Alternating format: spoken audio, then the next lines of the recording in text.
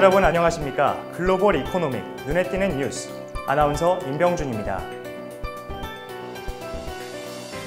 휴대폰 관련 특허를 독점한다는 비판을 받고 있는 통신 반도체 회사 퀄컴에게 라이선스를 허가하라는 판결이 미국에서 나왔습니다. 미국 재판부는 퀄컴이 인텔 등과 같은 경쟁사에도 기술 라이선스 일부를 허가해야 한다고 8일 밝혔습니다.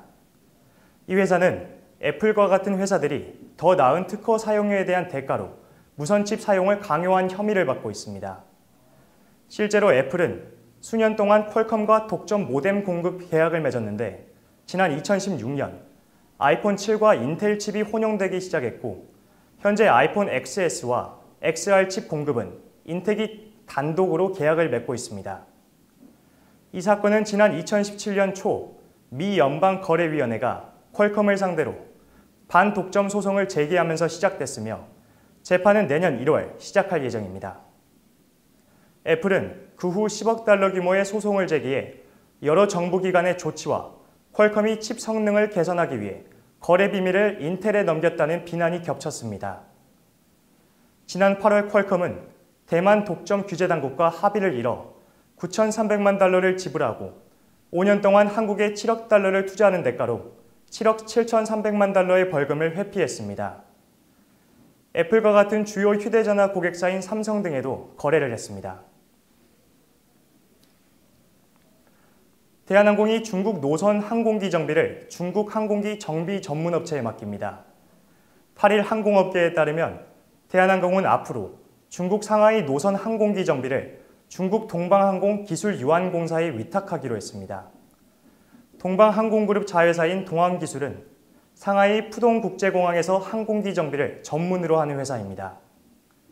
모기업 동방항공이 대한항공과 함께 스카이팀 소속으로 항공동맹을 맺어오면서 동항기술과 대한항공의 인연도 자연스럽게 이어진 것으로 풀이됩니다. 양사는 이번 계약과 관련해 지난 2015년 3월부터 꾸준히 교섭을 진행해오다 최근 계약을 체결한 것으로 알려졌습니다.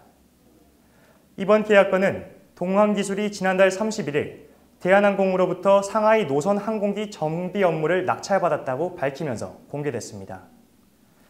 대한항공은 자체 항공기 정비 시설을 보유했지만 이번 계약을 통해 상하이 노선 운항 기종 정비를 동항기술에 맡기게 됐으며 정비 대상은 대한항공 항공기 B737, B747F, B777, A330 등으로 매주 25편씩 정비를 받을 예정입니다. 위탁 시행 시기는 내년 3월이 유력하며 정비 교육부터 국토부 허가 등 관련 절차를 밟아야 해 당장 시행은 힘들다는 분석입니다. 대한항공 관계자는 대한항공이 자체적으로 정비를 진행해왔지만 운항 정비 효율성을 높이기 위해 위탁 정비 계약을 맺었다면서 해당 노선 항공기 정비를 전체 맡기는 게 아니라 절반은 기존대로 대한항공에서 정비하고 절반은 중국 쪽에 위탁하는 형식이라고 설명했습니다.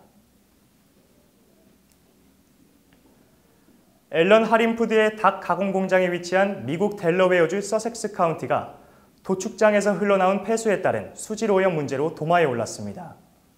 업계에 따르면 서섹스 카운티는 환경오염 방지 프로젝트에서 발표한 도축장에서의 수질 오염이라는 제목의 새로운 보고서에서 문제 지역으로 소개됐습니다. 미국 환경보호국이 지난 2016년 1월부터 올해 6월까지 미국 최대 육류 가공 공장 98곳에서 데이터를 수집한 결과 도축장 65곳 중 5곳이 서섹스 카운티에 위치했습니다. 또한 서섹스 카운티는 플로리다와 일리노이주와 함께 문제 지역으로 나타났습니다.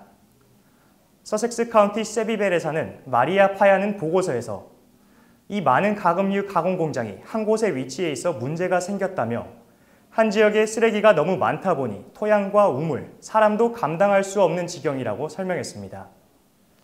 한편 EIP 보고서에 따르면 지난 4년간 서섹스 카운티의 닭 가공 공장 5곳 중 4곳에서 환경오염 방지법 위반이 지적됐으며 이 중에는 앨런 하림푸드도 포함됐습니다.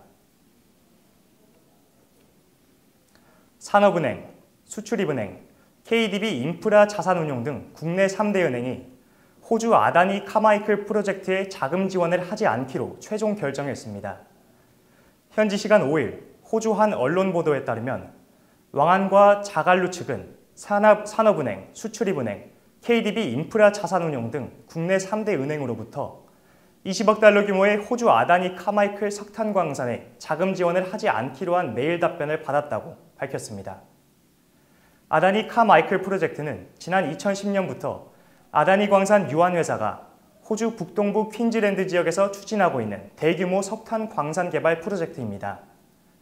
광산 개발 지역 내 토착 민족인 왕안과 자갈링구 부족은 그간 환경단체들과 함께 해당 프로젝트에 반대해왔던 것으로 알려졌습니다. 특히 카마이클 광산은 연간 6천만 톤, 향후 60년 동안 총 23억 톤의 석탄을 채굴할 수 있다는 연구가 나오면서 국내외 기업의 주목을 받았습니다. 삼성페이가 멕시코에서 괄목할 만한 성장세를 이어가고 있습니다. 7일 업계에 따르면 삼성페이는 멕시코 진출 이후 9개월 만에 현지 가입자 36만 명을 확보했으며 삼성페이를 적용하는 현지 결제 단말기 비율은 95%에 달하고 있습니다. 삼성페이는 기존 근거리 무선통신 기반 모바일 결제 솔루션과 달리 마그네틱 보안 전송 기술까지 활용합니다. 따라서 신용카드나 직불카드를 사용할 수 있는 포스 단말기에도 작동 가능합니다. 삼성페이는 작년 11월 멕시코에 진출해 4개월 만에 현지 가입자 20만 명을 확보하는 등 급성장을 했으며 현지 은행인 바노르테, 반레이오, HSBC 등과 제휴했으며 아메리칸 익스프레스, 마스터카드, 비자카드 등 미국 신용카드도 호환됩니다. 삼성전자 측은 삼성페이를 결제 수단으로 받아들이는 현지 업체가 늘면서 일상에서 금융거래를 안전하고 편리하게 이용하려는 현지 고객들의 관심이 늘고 있다고 말했습니다. 독일 검찰이 세계 최대 자산운용사 블랙록의 미넨 지사를 상대로 배당과세 면제 작업 여부 조사에 착수했다고 로이터 통신이 7일 보도했습니다. 블랙록 대변인은 현재 검찰 조사가 진행 중이며 성실하게 응하고 있다며 2007년부터 2011년까지의 거래 내역이 조사 대상이라고 밝혔습니다. 독일 검찰은 블랙록이 배당과세 면제 작업을 했는지 여부를 조사한다는 방침이며 이는 유럽 세금법을 허점을 이용한 것으로 금융업과 투자자들이 주식 배당금에서 세금을 줄이기 위해 사용하는 방법입니다. 이번 사건을 담당하고 있는 퀼른주 검찰은 블랙록 조사에 대한 별도의 언급은 피했습니다. 울라프 숄츠 독일 재무장관은 최근 금융거래세의 도입 필요성을 강조하면서 기업들의 탈세 여부를 집중 단속하고 있는 것으로 알려졌습니다. 지난 8일 삼성전자가 내년 출시할 폴더블 폰 디스플레이를 공개했습니다. 한쪽으로 접히는 동시에 접혔을 때도 전면에 디스플레이가 있는 형태여서 삼성전자는 수개월 내 실제 폴더블 폰 양산에 돌입할 계획이라고 밝혔습니다. 지금까지 글로벌 이코노믹 눈에 띄는 뉴스였습니다.